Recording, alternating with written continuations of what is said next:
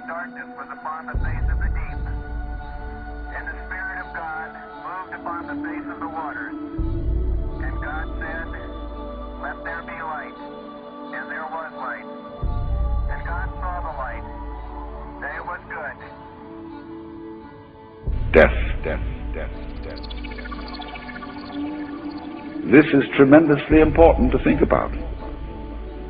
We put it off. Death is swept under the carpet in our culture. In the hospital, they try to keep you alive as long as possible in utter desperation.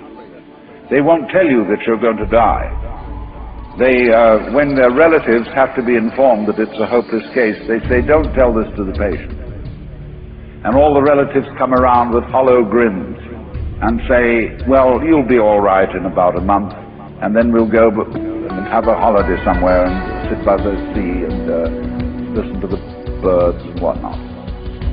And the dying person knows that this is mockery. Well, of course, we've made death howl with all kinds of ghouls. We've invented dreadful afterlives. I mean, the Christian version of heaven is as abominable as the Christian version of hell.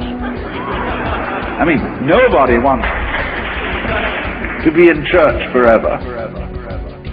Children are absolutely horrified when they hear these hymns which say, "Prostrate before thy throne to lie and gaze on thee."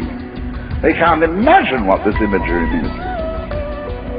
So the idea of what might happen after death, well, you're going to be faced with your judge,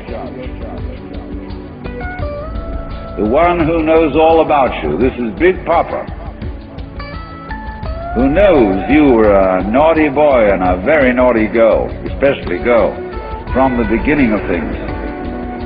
He's going to look right through to the core of your inauthentic existence. And what kind of heebie-jeebies may come up. Or you may believe in reincarnation, and you think that your next life will be the rewards and the punishments for what you've done in this life. And you know you've got away with murder in this life. And the most awful things are going to happen next time around. So you look upon death as a catastrophe. Then there are other people who say, "Well, when you're dead, you're dead." Nothing going to happen at all. So what you got to worry about? Well, we don't quite like that idea, because it spooks us. You know, what would it be like to die? To go to sleep and never wake up? Well, a lot of things it's not going to be like. It's not going to be like being buried alive. It's not going to be like being in the darkness forever. I tell you what, it's going to be like as if you never had existed at all. Not only you, but everything else as well. That there was never anything, and there's no one to regret it. And there's no problem. Well, think about that for a while. It's kind of a weird feeling you get when you really think about that. You really imagine just to stop altogether. And you can't even call it stop, because you can't have stop without start. And there wasn't any start. There's just no thing.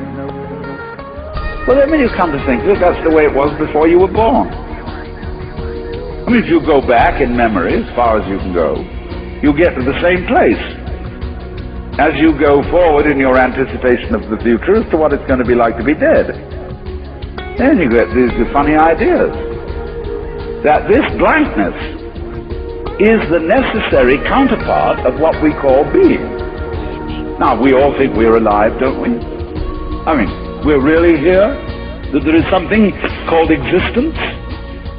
You know, the existentialists, Dasein, thrownness, here we are. But how could you be experiencing that as a reality unless you had once been dead?